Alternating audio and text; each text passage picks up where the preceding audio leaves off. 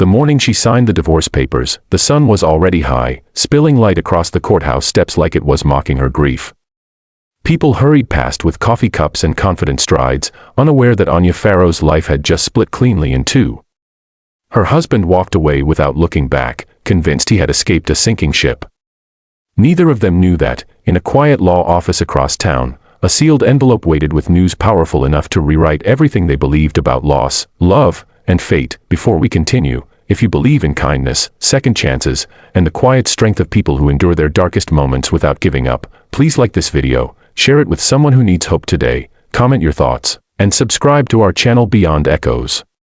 Your support keeps stories like this alive. Anya had once believed marriage was about standing still together while the world moved. She and Ryan Holt had married young, bound by ambition and the romance of building something from nothing. They lived in a modest apartment flooded with daylight, where dust danced in the air each morning and the city hummed like a promise. But dreams do not always mature at the same speed.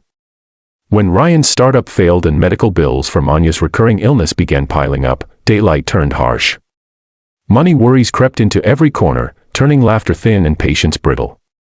Anya worked long daytime shifts at a local records office, archiving deeds and zoning maps, while Ryan drifted between ideas, each one brighter in his mind than it ever became in reality. What Ryan never understood was how deeply Anya blamed herself for their decline. She believed her illness had stolen his future, that her quiet resilience looked too much like weakness to a man desperate to feel powerful again. In the daytime silence of the apartment, she sorted bills with trembling hands, always choosing which to delay, which apology to make to which creditor. Love, she learned, could become exhausted without ever admitting it was tired. The divorce was swift and sterile. Ryan framed it as practicality, as survival, as choosing not to drown. He told himself Anya would recover faster without him. In truth, he could not bear the reflection of his own failure in her eyes. When he left, he took the furniture he had paid for in the certainty that he was finally free. Anya kept the sunlit apartment, now emptier than ever, and the echo of promises that no longer fit her life. Days passed in a haze of routine.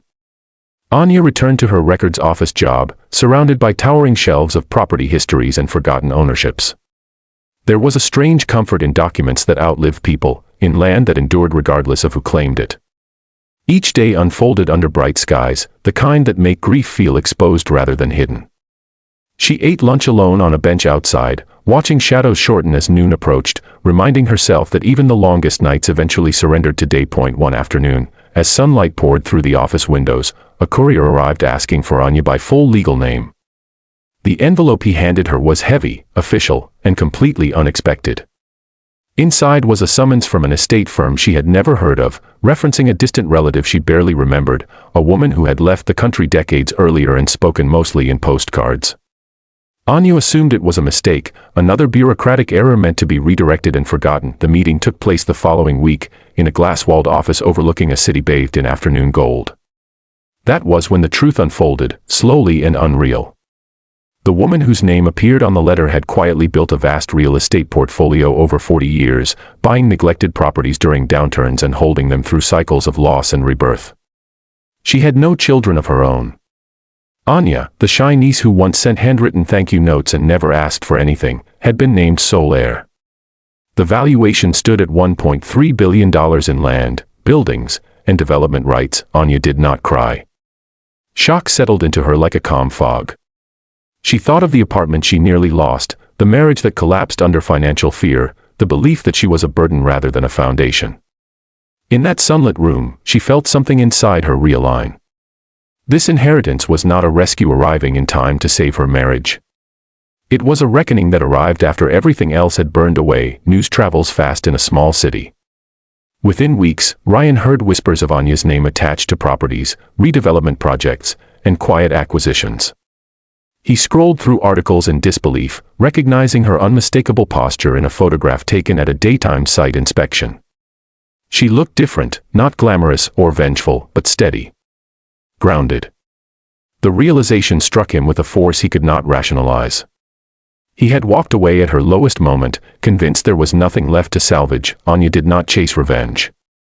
She moved deliberately, honoring the empire she inherited by expanding it ethically, prioritizing affordable housing and restoring neighborhoods others ignored. She spent her days walking through sunlit streets, listening to community leaders, and learning the weight of responsibility. The money changed her circumstances, but hardship had already shaped her character. She knew what it meant to feel disposable, and she refused to become someone who treated others that way. Months later, when Ryan finally reached out, his regret felt small compared to the distance that had grown between them. Anya understood something she had not before. Love that collapses under pressure is not a foundation, no matter how bright it once seemed. She wished him peace without reopening doors that had closed for a reason. Just before the ending, we have a special request for you. Please comment below one lesson this story taught you about patience, timing, or self-worth. Your words may inspire someone silently watching. On a clear daytime morning, Anya stood on the rooftop of a restored building she now owned, sunlight warming her face as the city stretched endlessly below. She thought about the woman she had been, apologizing for existing, and the woman she had become, unafraid to take up space. Loss had not been the opposite of gain. It had been the passage between who she was and who she needed to become. If this story touched your heart, moved you, or reminded you that your lowest moment does not define your final chapter, please like this video, share it with someone who needs encouragement today, and engage with our content. Your support helps Beyond Echoes continue telling stories that heal, inspire, and remind us all that sometimes the greatest inheritance is discovering your own worth when everything else falls away.